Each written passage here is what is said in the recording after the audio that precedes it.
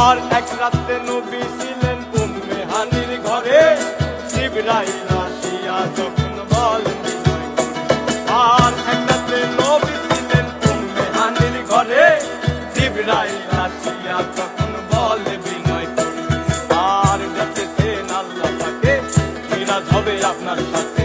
মিরাজে গেলেন নবী, এই আলাপন হলেন সবই।